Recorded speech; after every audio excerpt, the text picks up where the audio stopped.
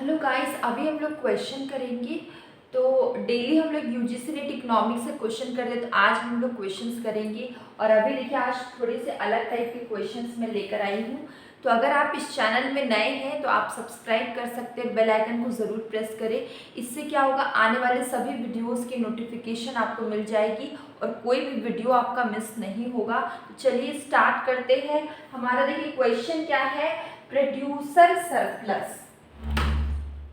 Question क्या है, producer surplus is the area. Producer surplus is the area.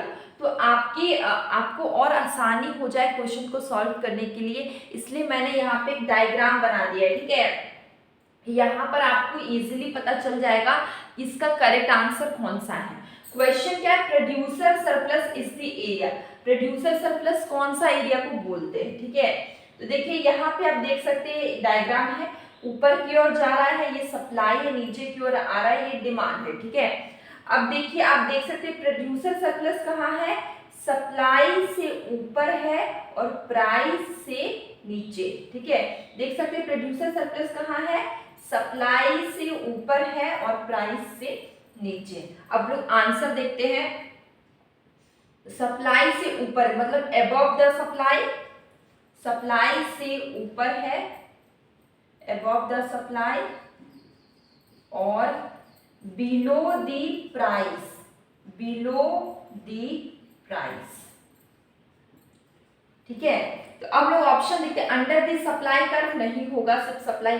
Below the price, देखिए below the price, price आपका यहाँ पे P1 और प्रोड्यूसर सरप्लस यहाँ पे इस बॉक्स को प्रोड्यूसर सरप्लस बोलेंगे। ठीक है, तो प्राइस से नीचे और सप्लाई आपका ये वाला है, और ये देखिए सप्लाई से ऊपर है। ठीक है, तो बिलो दी प्राइस, प्राइस से नीचे है, और अबव दी सप्लाई कर्व, सप्लाई कर्व से क्या है, ऊपर। ठीक है, तो आंसर आपका कौन सा होगा, B. Answer will be B. ठीक है, यहाँ पे आप देख पा रहे हैं, ये प्रोड्यूसर सरप्लस और कंज्यूमर सरप्लस। देखिए कंज्यूमर सरप्लस होता है कंज्यूमर का सरप्लस। ठीक है, प्रोड्यूसर सरप्लस होता है प्रोड्यूसर का सरप्लस। कंज्यूमर अगर कोई सामान खरीदने के लिए जा रहा है, तो वो जितना सोच के गया है उससे कम में उसे मिल जाए, तो वो क्या, उसे लगेगा कि उसे फायदा हो गया है, उससे बेनिफिट हो गया, उसे सरप्लस हो गया। तो ये क्या है, कंज्यूमर का सरप्लस। और प्रोड्यूसर का सरप्लस मतलब प्रोड्यूसर का प्रॉफिट। ठीक है, और कंज्यूमर का सरप्लस मतलब कंज्यूमर का प्रॉफिट। ठीक है, सिंपल लैंग्वेज में। तो ये क्वेश्चन आपको समझ में आ गया कैसे हम लोग ने एक्सप्लेन किया। ठीक है, बहुत सिंपल। ये डायग्राम आपको कंज्यूमर सरप्लस, ऊपर वाला जो एरिया है ये क्या है, कंज्यूमर सरप्लस है, ये एरिया कंज्यूमर सरप्लस है, नीचे वाला एरिया है वो प्रोड्यूसर सरप्लस है। और देख पा रहे एकदम सिंपल है, इसका आपको इस क्वेश्चन को सॉल्व करना एकदम सिंपल है इस डायग्राम के थ्रू।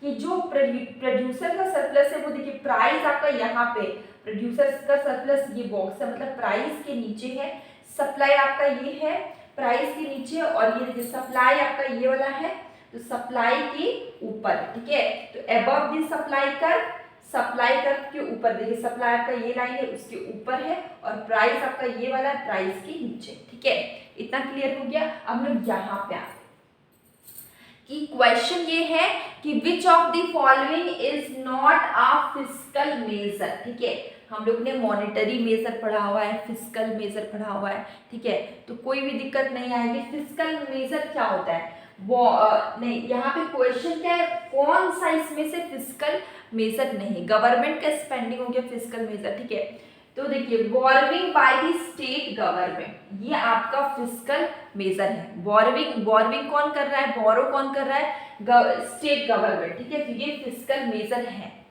अब देखते हैं एक्सेस ऑफ FRBM लिमिट, ये borrowing excess of FRBM limit, ये भी फिस्कल मेजर है। सब्सिडी को कट करना, ये भी फिस्कल मेजर है। कि सब्सिडीज जो दे रही है गवर्नमेंट, बहुत सारी चीज़ों पे सब्सिडी देती है, उसको कम कर दे रही है, उसको कट कर दे रही है, ये भी फिस्कल मेजर है। लेकिन इंटरेस्ट रेट को घटाना, रिड्यूस करना इंटरेस्ट रेट, या इंटरेस्ट रेट को बढ़ाना, ये फिस्कल मेजर नहीं है। तो answer will B D. Answer will B D.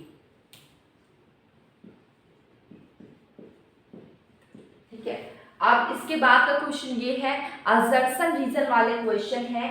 आपको क्वेश्चन आया है कि IMF provides long term loans for development purpose, ठीक है। IMF क्या लॉन्ग टर्म लोन देती है डेवलपमेंट पर्पस से? This is wrong, this is completely wrong. देखिए IMF क्या है, थोड़ा सा IMF आपका इंटरनेशनल मॉनेटरी फंड है, ठीक है। और IMF कब आया? 1944 में। कब आया? 1944, जुलाई 1944।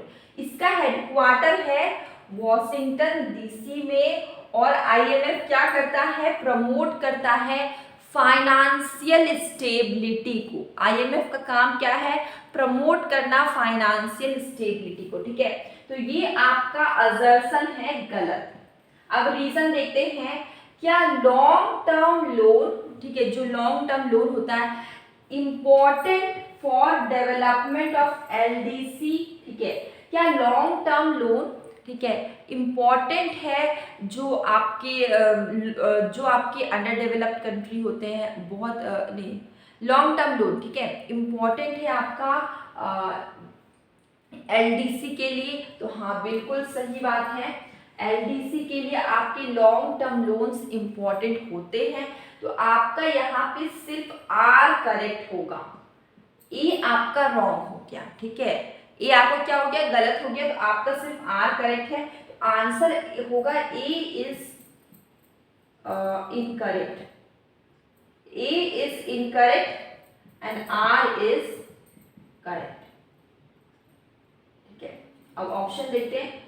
First option is both A and R are true and R is not, R is correct explanation of A. This is wrong. Both A and R are true but R is not the correct explanation. ये भी wrong है। A is true, R is false, गलत। A is false, R is true, आपका सही। मैंने लिखा ना A incorrect होगा, तो A false है। मैंने बोला R is correct, तो R is true, तो आंसर will be। तो थोड़ा सा ऐसा होता है कि त्यौहार अभी चल रहा है, तो ये हमारा आंसर दिए। तो थोड़ा सा क्या हो रहा है कि त्यौहार चल रहा है, तो मैं बहुत ज़्यादा ही बड़ा वीडियो नहीं बना पा रही हूँ, लेकिन मैं कोशिश करूँगी कि मैं डेली कंटिन्यू कम से कम मैं काम कर पाऊँ, कंटिन्यू आपका जो वीडियो वो आ पाए, भले छोटा हो बड़ा हो जैसा भी हो, ठीक है। और बहुत कम टाइम में दे पा रही हूँ। तो अब हम लोग इसी के साथ मिलेंगे कल एक न्यू वीडियो में। डेली एक शॉर्ट वीडियो डालती हूँ, तो आप उससे भी देखा करिए, उसमें मैं क्वेश्चंस पूछती हूँ, तो आप उसका आंसर ज़रूर करें। और अब हम मिलेंगे कल एक न्यू वीडियो में।